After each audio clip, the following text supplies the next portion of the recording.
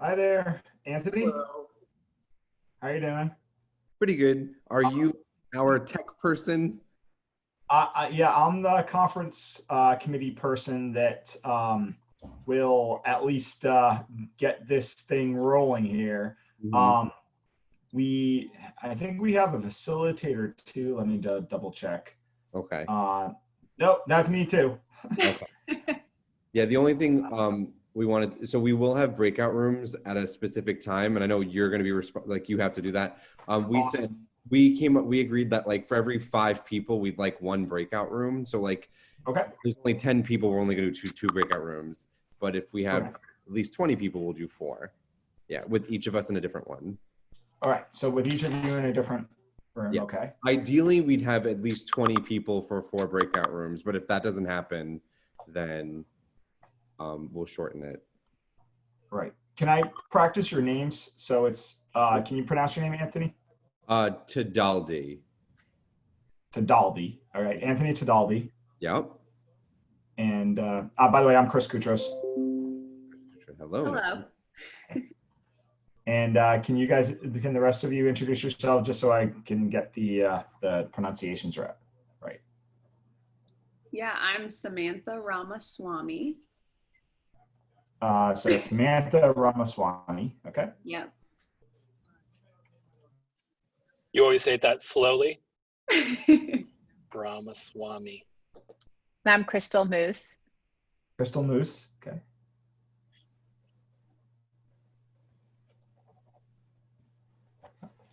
All right. That's great. And I'm Greg. Mm-hmm. Greg Rushton. Yep. All right. So I'm making you all co-host. If any, so I'm going to run the breakout rooms unless one of you wants the power. I'll give you the host. Yeah, Sam and Crystal like to do the breakout room sessions. I'm also happy to help. I think that they were nodding no. So. Oh, wait, what? Yeah. I've Chris, never done a Zoom breakout. Zoom, do you have any, or Chris, do you have any sense of how many people might be at this thing? I don't know, but I know that the AP stuff has been very interesting. Jamie Benea signed up this morning, so I think he's probably coming. Yeah. Great. Yeah. Literally, I got an email. Probably won't from come him. to this because he comes to a lot of our stuff. Yep. I'm looking forward to it. I teach AP Chem. It's a constant struggle. I signed up for AP Teach this summer, so I haven't actually done any. Great. Oh, yeah. So like literally you are introducing me to it because all I've heard is like third-hand information by a game of telephone. Oh, great. Yeah. Great. I got like 3 emails. Oh, that's good. Nice. And Aaron, are you a teacher? Is Aaron a teacher too? Yes, I teach in Rhode Island. So, and I've taught AP chemistry, I think now for, I don't know, 6-7 years. I taught under, I've done like the big revision, like I taught under the previous curriculum, and then the big revision to the big ideas, and then the mini revision to the 9 units. So that's where I don't know, probably too long.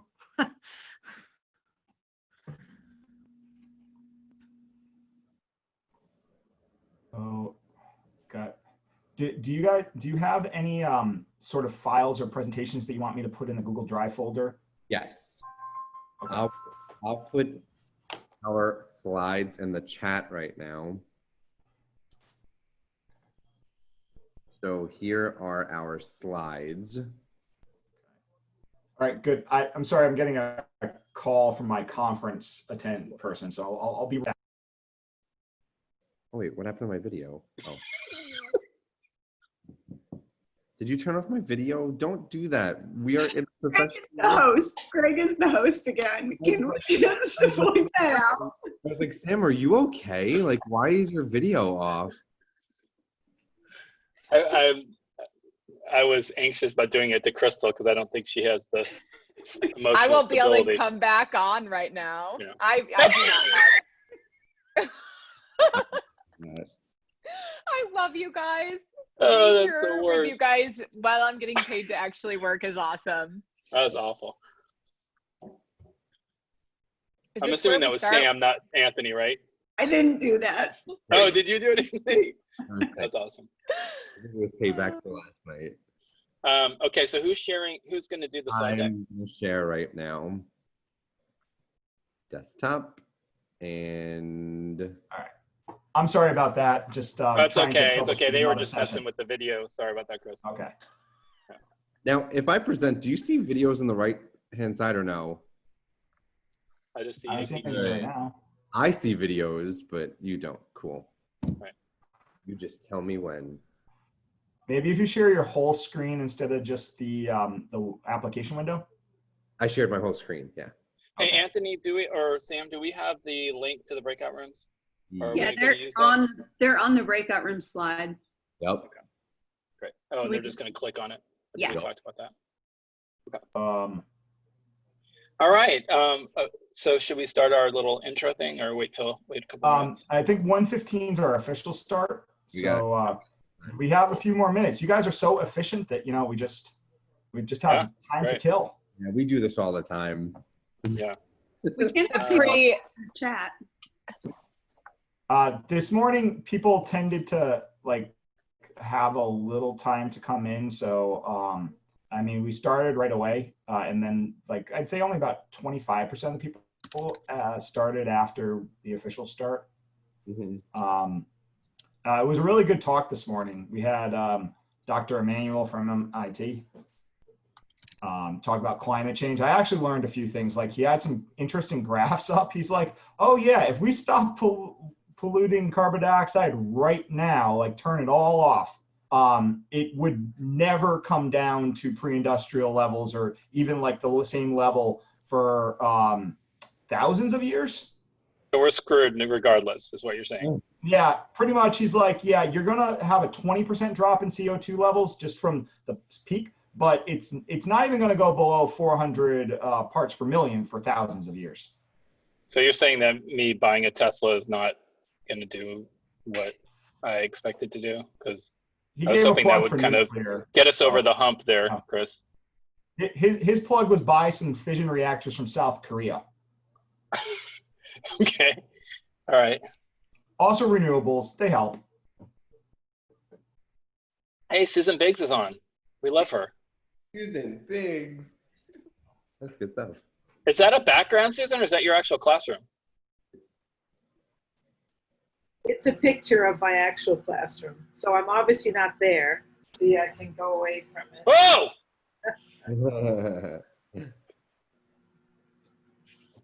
Yeah, I'm your secret stalker. Great. We love it. I have a question. I read up on your teach thing and I didn't ever find a time yet to ask it. So maybe I should ask it later, but you don't have to answer it now, or maybe you're going to in the talk. I read enough to figure out that this started as a grant, 2 or 3 years ago?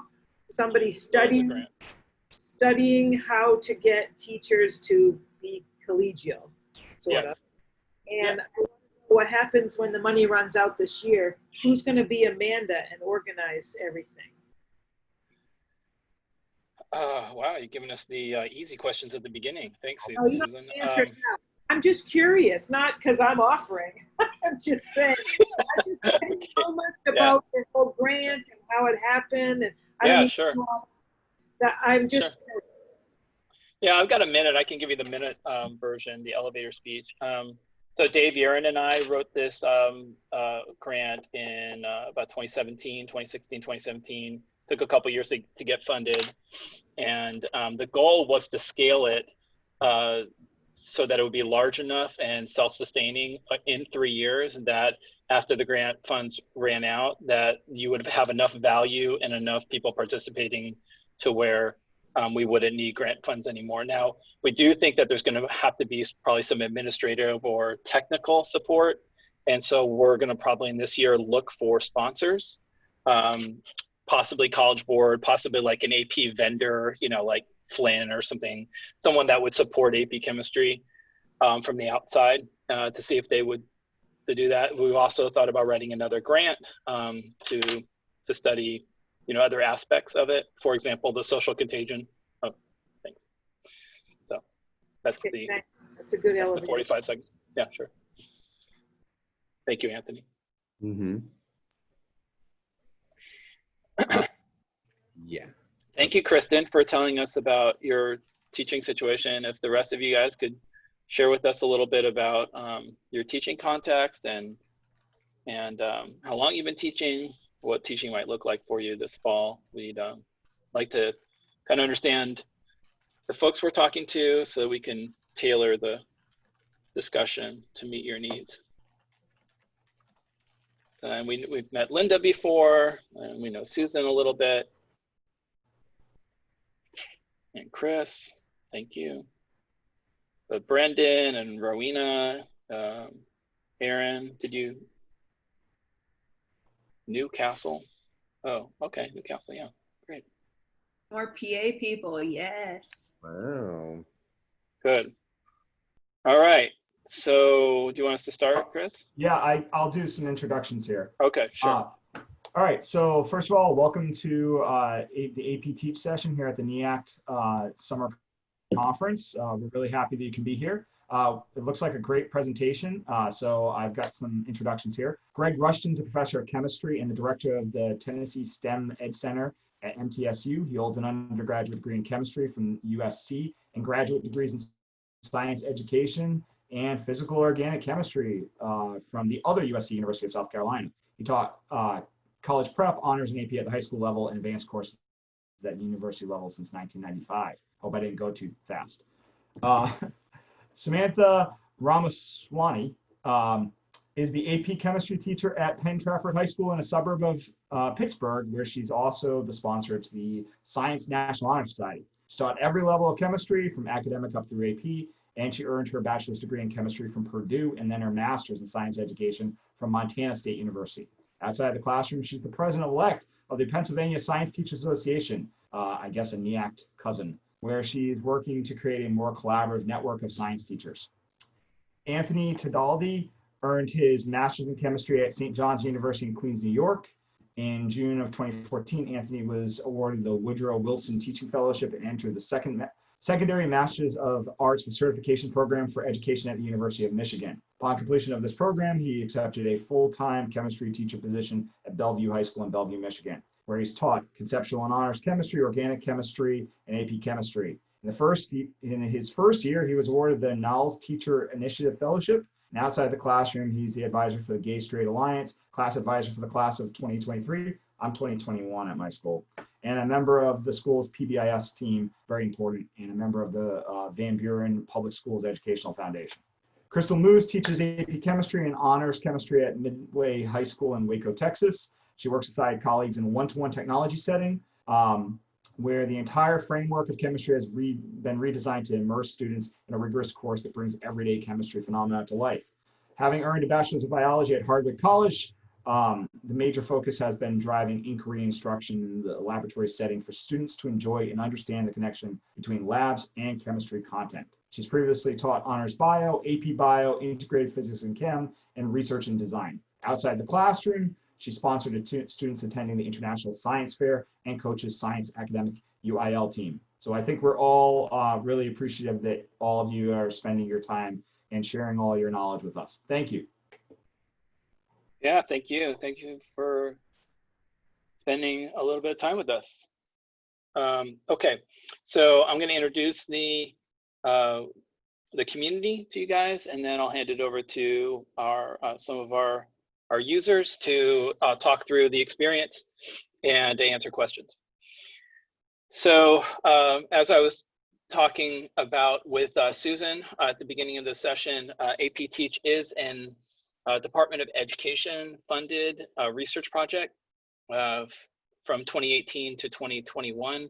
We launched our website formally and our community website, formally in the spring, right at the beginning of COVID and the shutdown.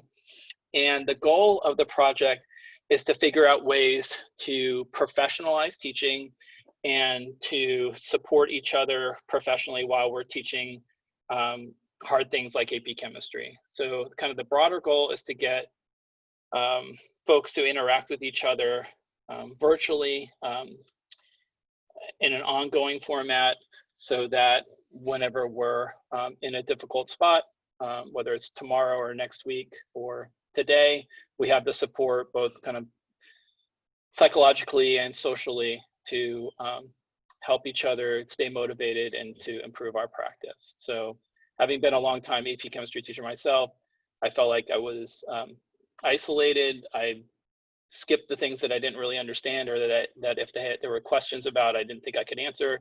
And I didn't feel good about that, but it was the best that I knew how to do at the time.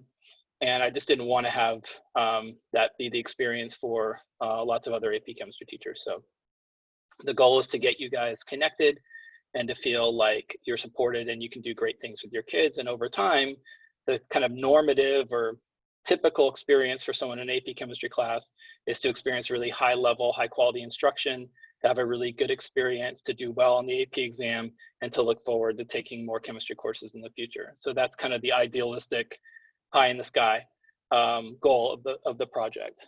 We're at about between 800 and 1,000 teachers that we've worked with so far in the first several months. The other folks on this call with me have been part of it and have gotten excited about it. Linda and Susan, we've seen you guys several times on some of our things. So do you want to go to slide 2, whoever's running it? And okay, so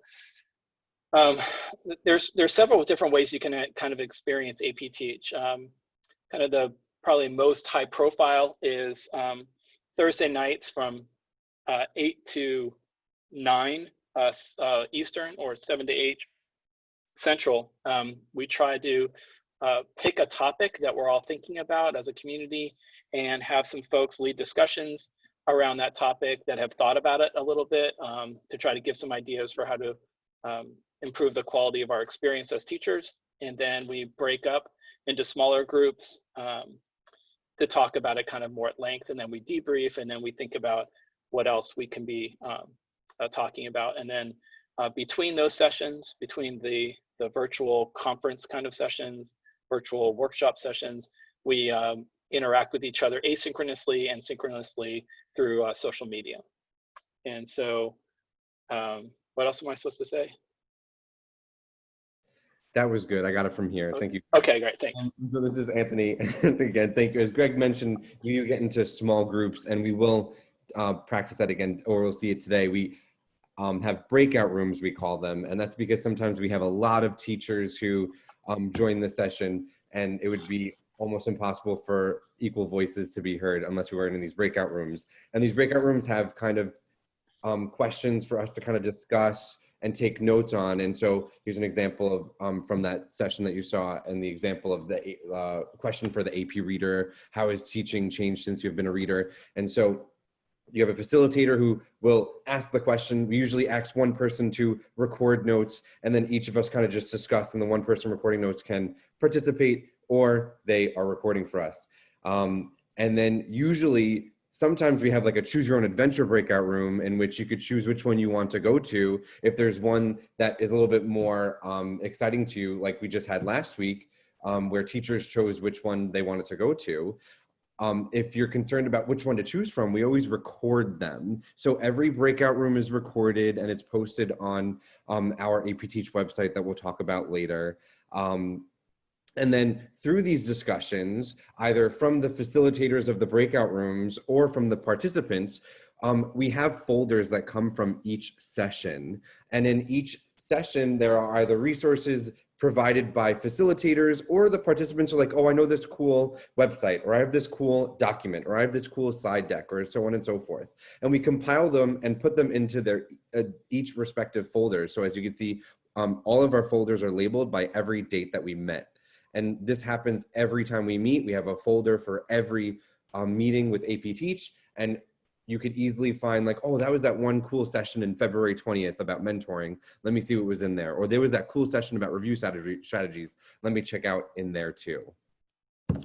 Crystal is actually going to guide us now into our breakout rooms for today.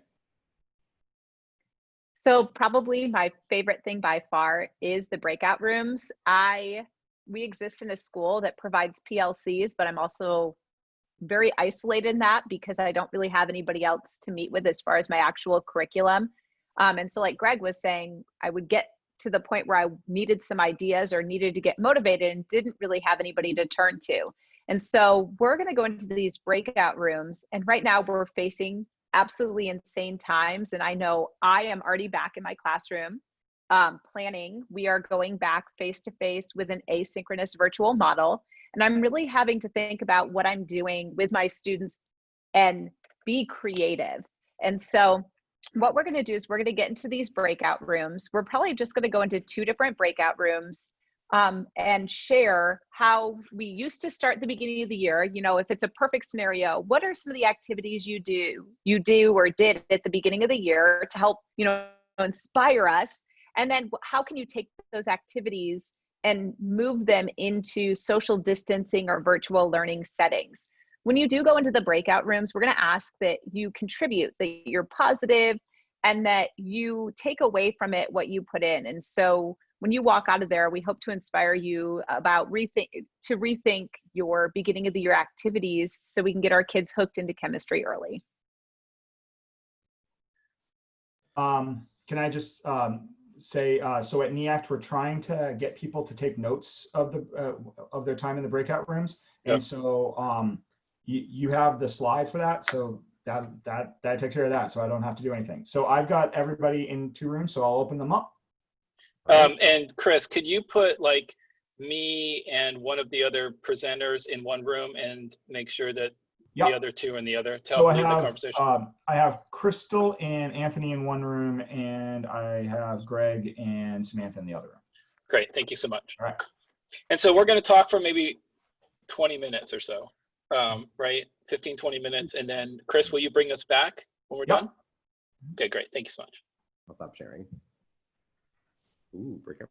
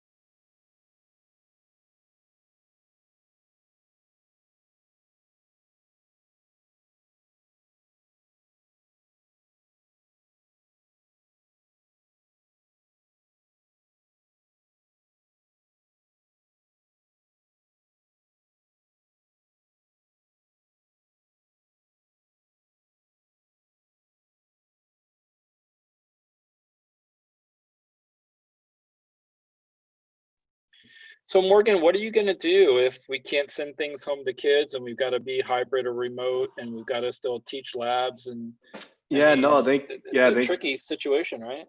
it is. Can you hear me? Yeah, I can hear you. I'm testing new equipment. My school laptop's getting the hard drive wiped because it is a little. To answer your question, is I'm planning.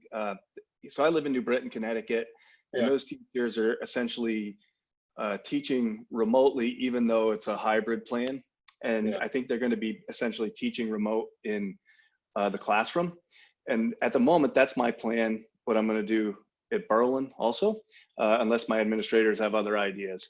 And I see it being kind of like a flipped classroom where the kids are watching, getting the instruction off of things that currently exist. And then while they're in class with me, I'll be able to pop in and give them the support that they need.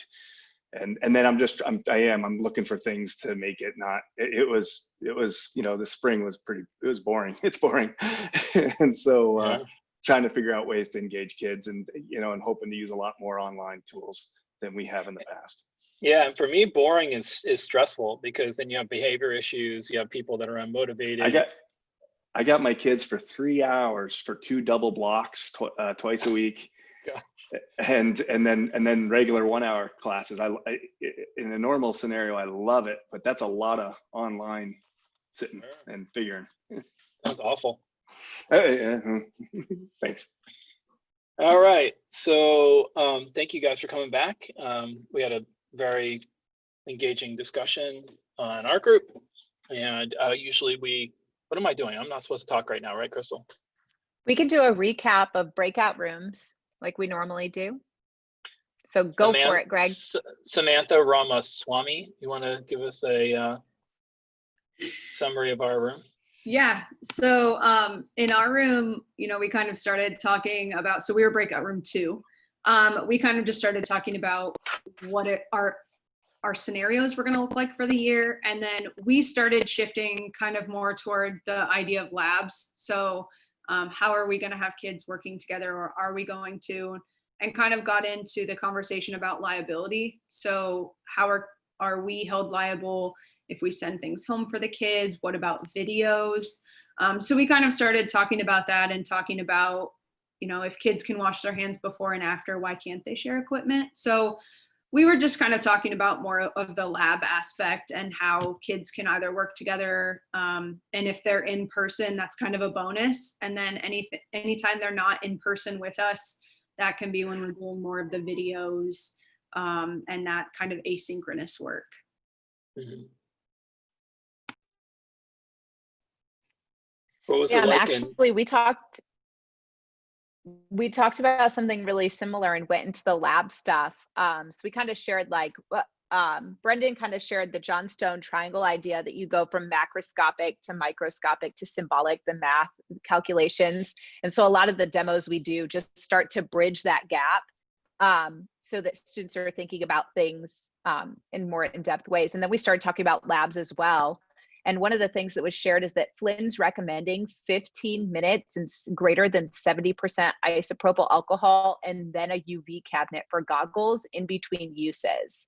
And so that was completely new to me, and I'm about to go into a meeting with my supervisors. So thank you so much for sharing that. But similar discussions, just lab topics and, how can we work around that in a positive way? So one of the things Brendan brought up was a solution was to have the students work by themselves. And then Linda said maybe you could do a micro scale where you're not having to worry about sanitizing the equipment, because it's not just the goggles. You're also supposed to sanitize the actual, crucible tongs for 15 minutes as well. So Linda suggested setting up like micro scale labs that is just disposable. And so you just one per group and it's all done and you throw it away at the end. So that was a really helpful spin to get things in a positive direction. So it was a great conversation. Yeah, great. Anthony, did you want to add anything else? Nope. Anthony's speechless for the first time. Okay, so Crystal, what happens next? So the question is, the question that we sometimes forget to say is like, how do you actually join AP Teach? It is free. It just, well, maybe not free because it requires you to think, and that's like brain power and time. But if you go to apteach.org, this is an image of a screenshot of our website. And so you can actually join the website. So you hit join site, and then you'll log in some of your information. From there, you can see some of the live discussions that we've already participated in, as well as joining Slack. So really there's the synchronous version of let's meet via a Zoom and have these wonderful conversations like what you just experienced. But then there's also an asynchronous approach to it. So when you leave here, I know that I'm going to walk away inspired to find something else to do with my students the first couple of days. I may want to post some of my ideas or crowdsource using Slack. And so Sam's going to talk about what Slack is and how we use it within AP Teach. Okay, so like Crystal said, you know, we have these synchronous in-person virtual discussions where we have these breakout rooms, and sometimes you want the conversations to continue. So 15 or 20 minutes just isn't enough time. So AP Teach has a Slack workspace. So once you sign up for AP Teach on the website, you'll get kind of the welcome to AP Teach email. And in that email, it will tell you how to join Slack. And so Slack is a place that we can have these asynchronous discussions. So I could send a message to one of the channels at 9 a.m. and then maybe Greg doesn't see it until 2 p.m., but then he can respond. And so it's a place that we can continue the discussions. And this is just a screenshot of Anthony's Slack. And so you can see that on the left-hand side, we have all of these different channels. So there might be something from this Moving AP Chem Online channel where we're talking about how can we shift our instruction from in-person to online. And I believe that we also had a channel created it's NEACT is what the channel's called, correct, Crystal? Mm-hmm. Yeah, so you can actually, once you join Slack, if you click on this plus, you can actually search all of the different channels, and you can actually search for NEACT and continue conversations there. We also have channels for Unit 1, Unit 2. I mean, there are way more channels than I even knew until I clicked that plus sign. But there are a lot of conversations happening in the Unit 1 channel about how we can teach different topics within Unit 1 of the AP curriculum. I know Crystal had sent some questions in there, and like Michael Faribaugh responded. I had created a PES card sort for our last AP Teach session, and I put that into the Unit 1 channel. And so it's just a place that we can ask questions, we can collaborate, we can post resources. So if you had an activity that worked really well with your students, you can put it in there, and you can then share that with everybody that's part of the channel. So it's just a place that we can continue the collaboration, but kind of on our own time. And I just want to differentiate this from like Twitter and Facebook in that we did quite a bit of analysis of those kinds of discussions when it's public, totally public, and there tends to be different norms in different communities about how to interact. And we just found that they tend to be pretty informational rather than relational. And we really want AP Teach to be a place where we build relationships between other teachers. We can ask the hard questions. We can be vulnerable and say, I didn't understand this, or this kid asked this question, or I didn't know what to do here, or I don't know how to plan this. I gave it my best shot today and no one got it. That kind of stuff, which happens for me more often than I'd like to admit in AP Chemistry. And we want this to be like almost like a small group of people that you can trust, that you can work with to get better at what you're doing. And we have great people like Susan, who've been doing this for a really long time, Michael Faribaugh. We have like, some of the kind of cultural icons in there that can kind of give us the best. sorry, Susan. No, we have like some of the, kind of the forefathers of the, I don't know if that was any better. I'm sorry. No, we have some of the leaders, people that, we would take APSIs from, and we would see at AP conferences, that are question leaders or table leaders. And we can kind of get the best ideas that we have in the community, brought right into our own classroom. So it's meant to be something different than what exists presently in other venues. So. So I had Anthony go back a slide because while I was talking, I forgot to mention the other cool piece that started before these online discussions became really big due to, you know, everybody not having to go to school anymore, but teach Sorry, virtually. can I interrupt? Yeah. I don't know. I don't know if I'm alone. I don't see that slide. I see just the start slide. Oh, Hmm. I see welcome to AP Teach on my slide. Me too. Okay. Yeah. Yeah. Okay. Never mind. Sorry. I'm sorry for interrupting. I just wanted to clarify. No, you're totally That's okay. okay. That's our website slide. Yeah. And so what I wanted to tell you was something that I found probably a month and a half into working in this, is that when you join the website, what it opens up are resources that uncover misconceptions and help identify them in students and correct them so that they are kind of doing a little bit more with things that we commonly know students do wrong. And so that piece is there as well. We don't usually focus on it as much, but if you're getting to a concept and you're like, I don't really know how to teach that, I don't think I teach it well, I definitely suggest using the resources on the website to help get you started, because I know that I've found some simulations and some activities, some particulate diagram activities done by different teachers that are really amazing. And the way we built those and the way we'll build them in the future, if you guys want them as a community, is we do a deep dive into the scoring of the last AP exam, and then we try to pull out the things that were the most difficult for students across the board, looking at 100 or 150,000 students, and then we write, you know, curriculum, and then we talk through on short videos how we're thinking about, you know, addressing those issues.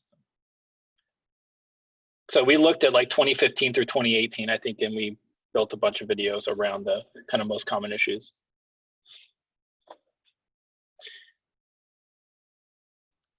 Are we ready for the after party, Greg, where we just get to open it up and chat? Well, so do we have till 2 or do we have till 2:15? 2:15. Okay, so yeah, so is that the end of kind of the formal part of the presentation? Yeah. The next presenter would be okay with you starting at 2:30, even if you wanted to. Because he's. Was that you, Brendan? Very clever. You definitely belong in our community if you're funny like that all the time. You have to be funny like that all the time, though.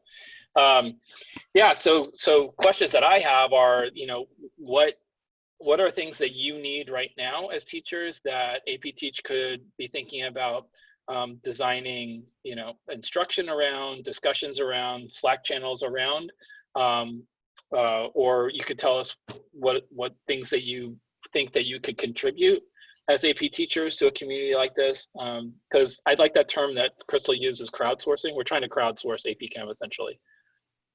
Greg, can I talk a little about persistent groups? Yeah, sure. So in our last session on Thursday, there was a lot of conversation around how we're going back in a week, 2 weeks, like whenever we go back to school.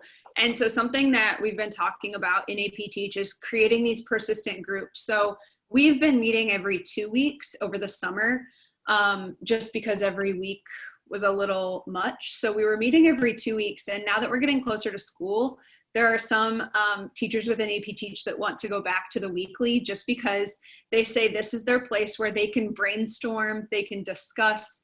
Even if we don't have like a general idea, we have these like happy hours sometimes where we just talk. We just like throw ideas out, see what people think. And so we've had these ideas of creating these persistent groups, which are essentially small groups. So instead of having a Zoom with 150 or 200 people, we have this small group of teachers that maybe there are 10 of us. And so we've been in the works kind of talking about how we can create these persistent groups based on how we're going back in the fall or in a week or 2 weeks.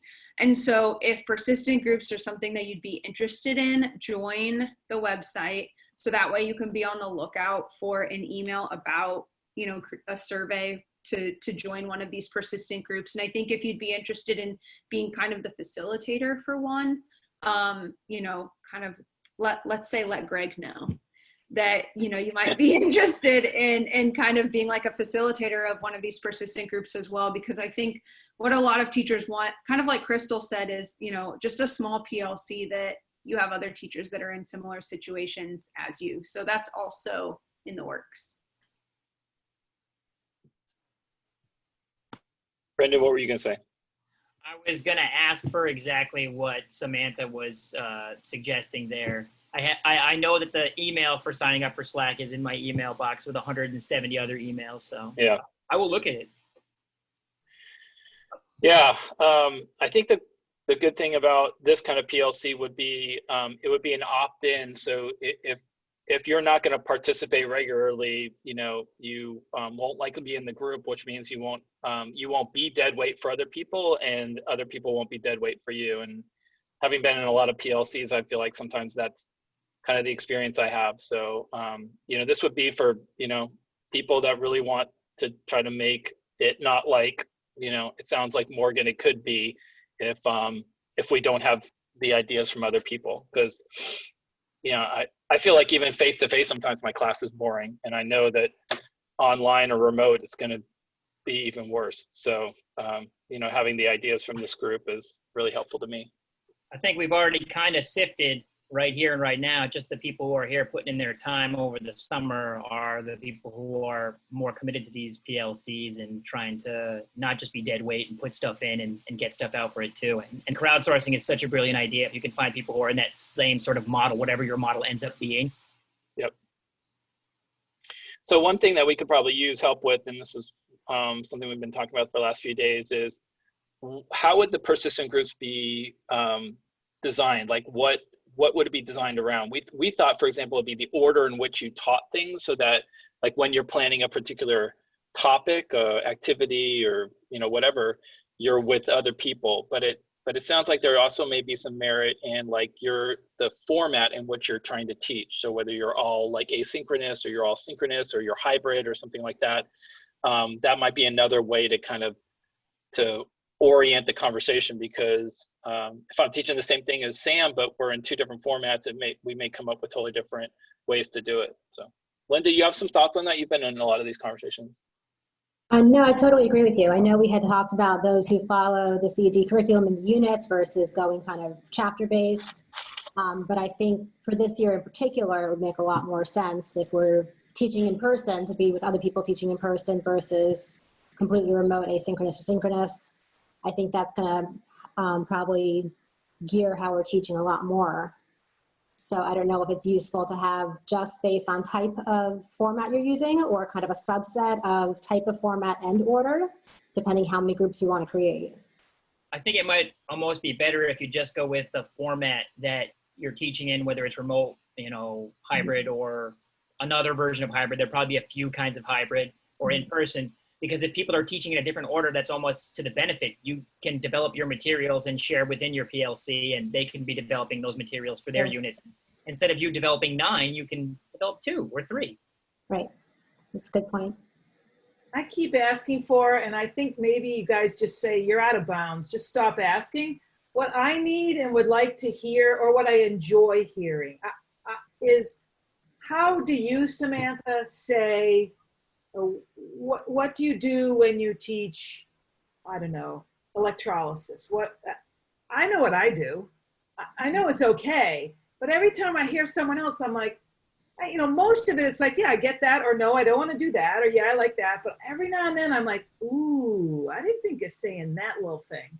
And I keep asking for that, and you guys keep wanting to talk about one more, go formative, and I can't listen to any more of those, which is fine. Keep doing it for those that need it, and I'll just sort of keep multitasking. But I really enjoy hearing how people say about topics. Then let me figure out what works for me and my kids and my school and my personal technology and all that. We've been having that same exact conversation, Susan. It's just that, you know, when we're in a group of 8,000 teachers, you know, I don't know how many are more like you and me that have been teaching for 25 years, and I can figure out how to do it. I just need to have the idea of what to do, versus other people are like, I don't know how to do it. I need the pivot interactives. I need the chem collective. I need the FET simulation. I need to see those things because I need to know how they're done. and then I can figure out, what to do. So I think it's kind of like the APSIs, some people are kind of more at the beginning and they need different kinds of conversations than people that have been doing it for 15 or 20 years. So we're trying to be responsive. It's just, we don't know exactly what everyone needs. So those are the ones you're talking about. That's the conversation I want to have, because I can figure out how to do it. I guess I would argue that, in fact, there's a whole lot of beginners that also need to hear how they need to say and things they need to not say, like using Le Chatelier's principle when you're talking about a voltaic cell, or just using Le Chatelier's principle, period. Well, yeah, but so I don't know, and I'm not trying to steer your group. Yeah. It's your group. It's your group, Susan. No, well, whatever. But and again, I don't mind the other stuff because I can listen and multitask, and I certainly have picked up some tidbits. But I was just wondering if you envision that it will ever go that route too. Hey, Susan, if I had the unanimous vote, all we would do is nerd out on how we explain things. But I had to kind of just, like part of the conversation the last time was what people were asking for was different than what I wanted to do. And so I will get there with you and with everyone. Maybe we need to be in one of those mini groups. Persistent groups. No, persistent groups. Yeah. Let's learn we the need lingo, to be in Susan. this will be my 4th year teaching AP Chem. Yeah. I know that I've really honed in on how to explain things and what to say, but you're right. Those little clicks on exactly what to say, even though it's right by AP, what is the one word I'm saying wrong that drives my students to a misconception in their way over here? And so that is the stuff that I would want to talk about too. So even within the committee, there's people that we have to listen to the multitude, but that would be a great idea, Greg, for a persistent group, people who just don't really need that development in curriculum or in how we're going to deliver instruction, more in what's driving the curriculum as far as terminology. And I would join Susan with that.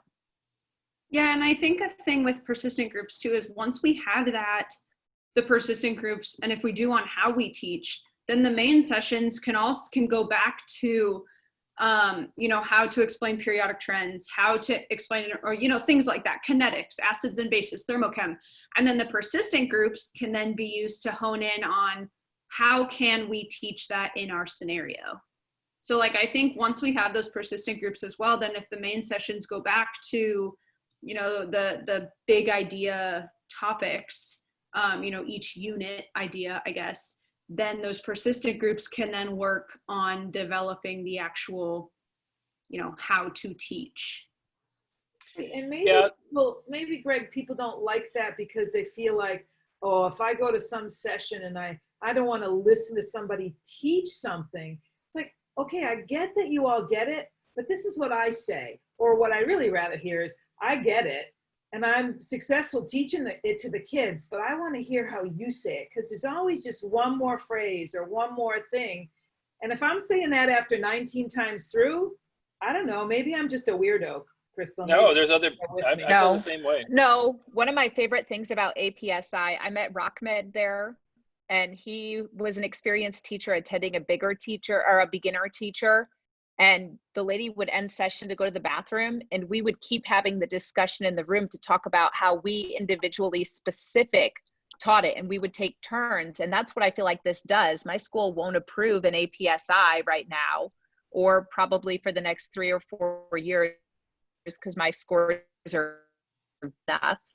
And so I can't do that. This allows me to do that and have those discussions, and I love them. I go back, I have notepads of things that Rockmed told me where, I was kind of wrong. Here's what he says, and then other people's ideas too. And so I really think that, I don't know, what do you call it? Hallway talk? Is that the terminology? Yeah, we call it the unconference. Yeah, we call it post-workshop. The unconference. But I love that, Susan. I really think that would be a really neat thing to start back up.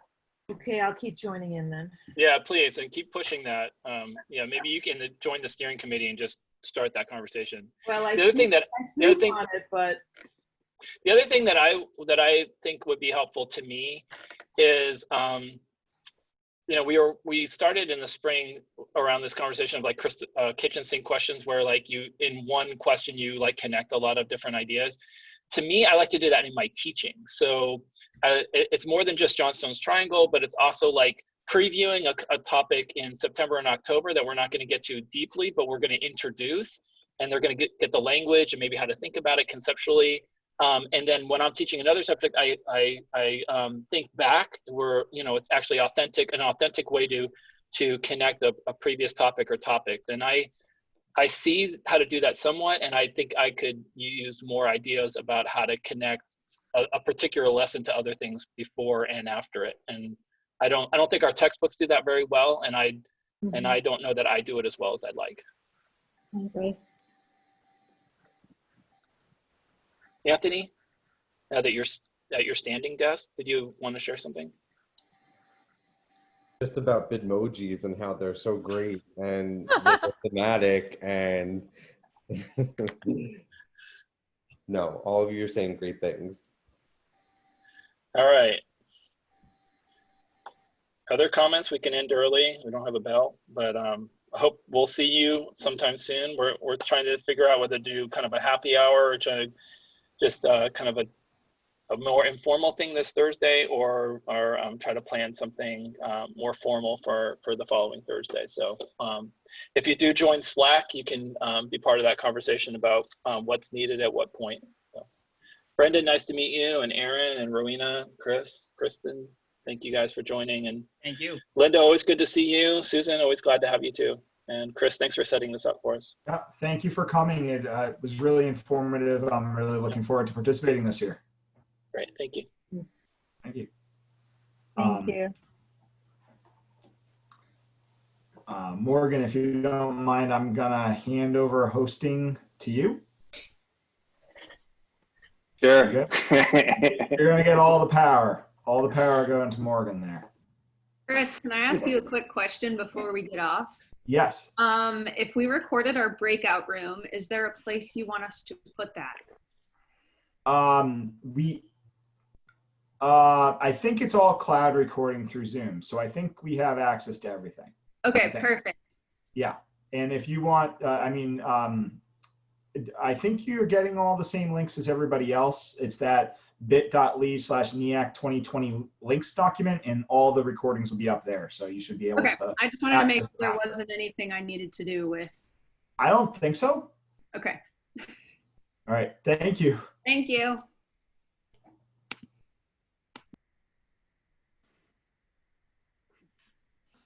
So Morgan's going to be the host for this session. I'm really looking forward to this session, by the way. Hang on. Morgan, I don't know if you saw that the Google folder has like Brendan's bio and everything. I'm just going to post. I don't know him. It's true. I don't know him.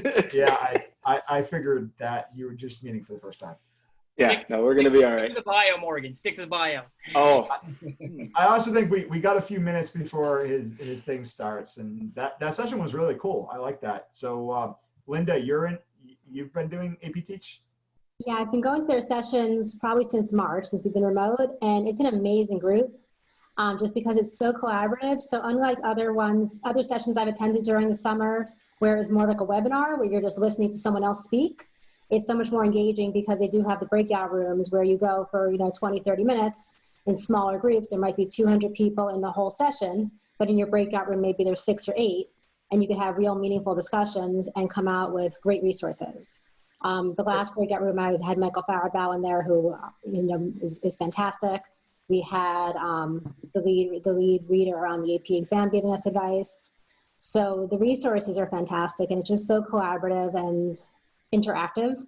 So you feel like you're getting to know each other, and everyone brings in different experience. Great, it's a great resource.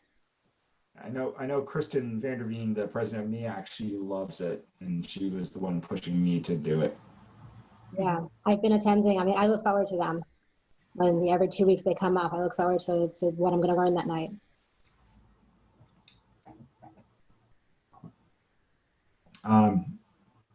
So we have maybe 1 more minute left. Hi, Kristen and Rowena. Rowena, we don't get NEAC in person this time, but It's nice to see you. Yeah, nice to see you. Thank you, Chris.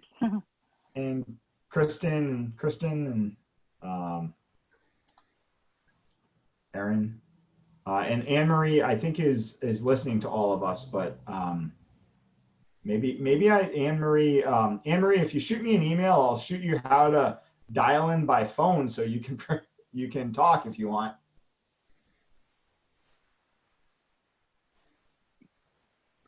Does anybody know who funds the AP Teach folks? It's a nonprofit, and I was just kind of looking on their website trying to check them out, and it looks great. It just I think David Yaron has like a grant, I believe, through his university. Okay, yeah, that makes Because sense. I asked that too, because it's a free participation, free to join, and so I think it's through a grant. Yeah, great. Thank you. All right, are people ready to, is it showtime? People, thank you for being here today. My name is Morgan Hanna. I teach at Berlin High School, the AP Environmental Science program. And it's my pleasure to introduce Mr. Wilkos, who joined our department 15 years ago. And he's a UConn grad. And he really did. He brought our chemistry program into the 21st century. We had a really strong biology program. And then shortly thereafter, he went to St. Joe's and earned his master's in chemistry, and he hit the ground rolling. We do the AP program at our high school, and we also offer 6 credits of chemistry through UConn's ECE program. And so very proud to be a part of that and have him lead our department through that the last 15 years. He's also our showman. He does a lot of science club stuff, and the whole school seems to come after school to see him put ping pong balls in a giant trash can and blow it up with liquid nitrogen and things like that. So we got a lot of that going on in Berlin High School, and his kids, they deliver at on the UConn transcript, and year in and year out, they deliver on the AP program in terms of their scores. And in recent years, he's been consistently going and being an AP reader, which is the